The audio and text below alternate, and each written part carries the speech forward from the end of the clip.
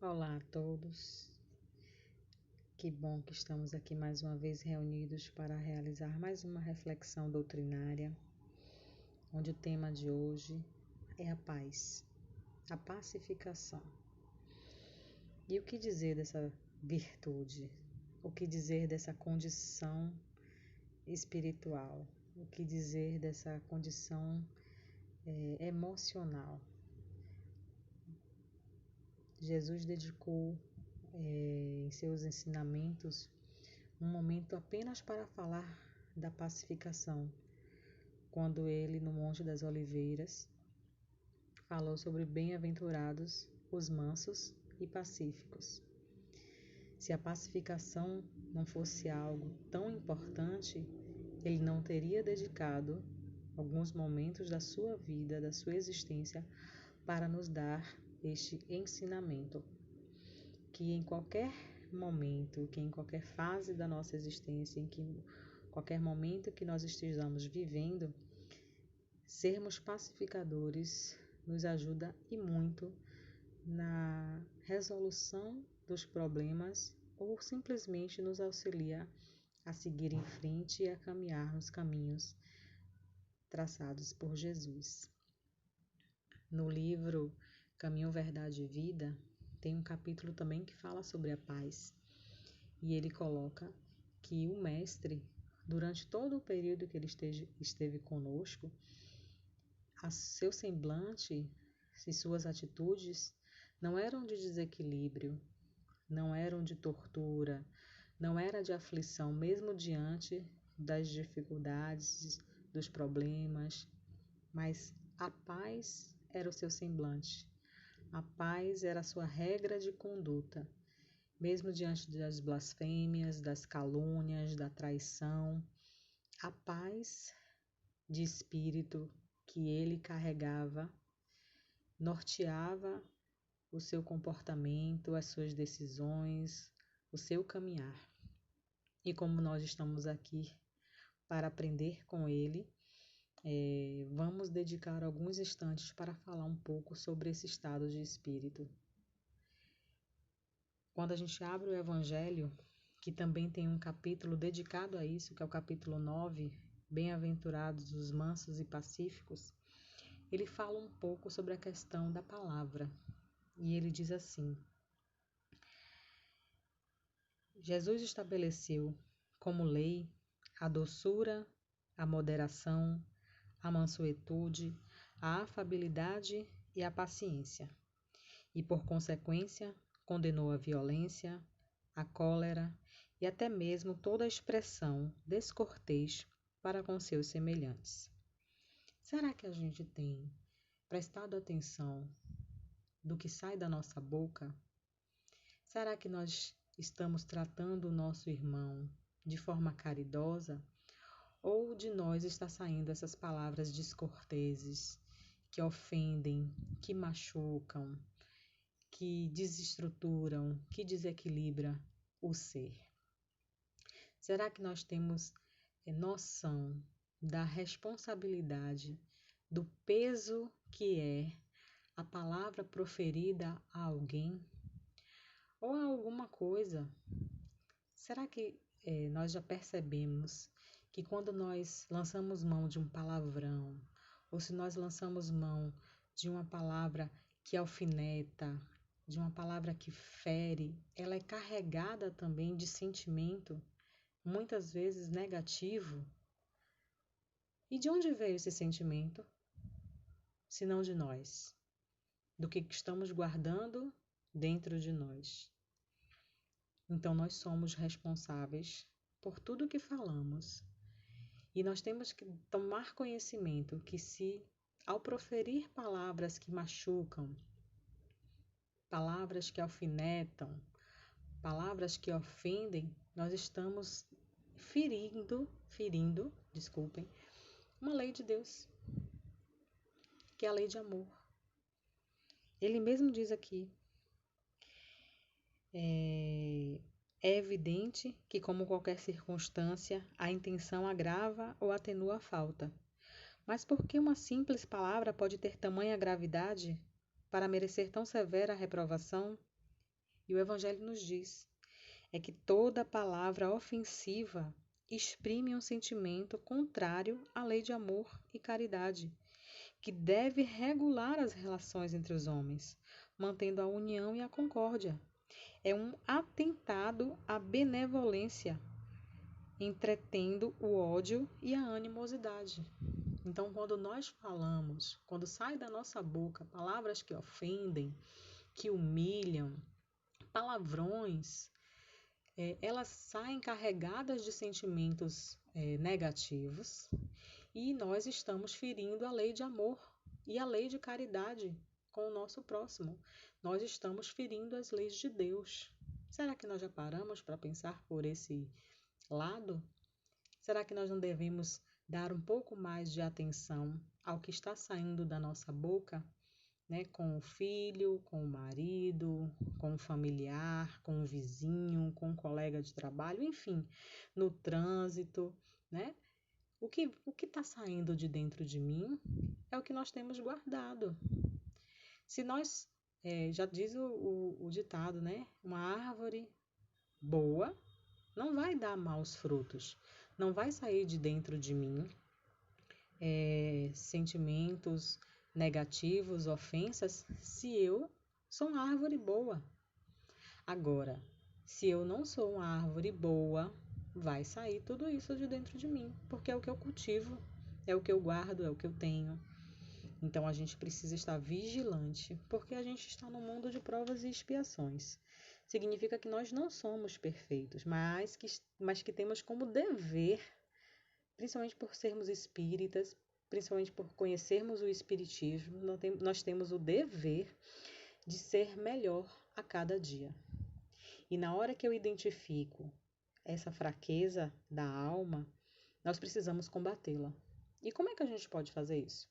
Deixando de falar palavrões, deixando de utilizar a palavra para ofender alguém. É assim que a gente começa a nossa transformação íntima. É podando, retirando o que não serve, o que não é bom de dentro de nós, mudando o comportamento, mudando a conduta. No Evangelho também, ele nos fala sobre a paciência. E tem uma passagem só para falar dela, a importância que tem a virtude da paciência. E ele já começa dizendo que ela é uma bênção de Deus. E não nos afligimos com a dor. Ele coloca, na verdade, que a dor é uma bênção que Deus nos envia, que não nos afligimos com a dor, mas, pelo contrário, bendizermos a Deus Todo-Poderoso que nos marcou com a dor, para a glória no céu. Se nós passamos pelo momento de dor, ou passamos pelo momento de angústia ou de aflição, é o momento da depuração, é o momento do acerto de contas com o nosso passado ou com o nosso presente mais recente. É momento de reparação. E então a gente não pode maldizer esse momento. A gente precisa estar consciente de que é o momento da reparação, é o momento do reajuste para termos resignação. E aquele que estiver tentando cultivar a paz dentro de si, vai conseguir ter serenidade para compreender todo esse momento que está vivenciando. Então, a paz é uma condição de espírito que nós devemos buscar sempre, porque vai funcionar como alicerce, vai funcionar como algo que vai nos sustentar a mantermos a tranquilidade, o discernimento e a sabedoria para tomarmos decisões corretas ou para aceitar aquilo que não pode ser modificado, tendo como seu maior modelo, o nosso maior modelo, Jesus, que era o semblante da pacificação, era o semblante do amor. É o semblante do amor. E ele continua dizendo: coragem, amigos. O Cristo é o vosso modelo. Sofreu mais do que qualquer um de nós, e nada tinha de que se acusar, enquanto tendes a expiar o vosso passado. Então, mesmo no momento da crucificação de Jesus, né, a gente não viu o desespero, a gente não viu a angústia, nem o desequilíbrio. Nós vimos a pacificação.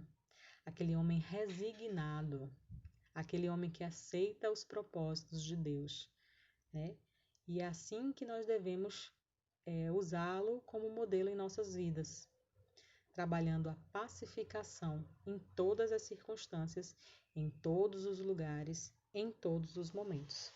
Então, que possamos refletir sobre essas questões de paz, o que sai da nossa boca traz a paz, alimenta a paz, ou, muito pelo contrário, incita a guerra, incita o conflito, né? Somos responsáveis por tudo aquilo que cultivamos, né? Se nós cultivamos relações amorosas, caridosas, benevolentes, ótimo.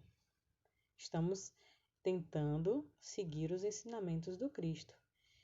Agora, se permitimos que saia de nós palavras chulas, conversações que não são edificantes,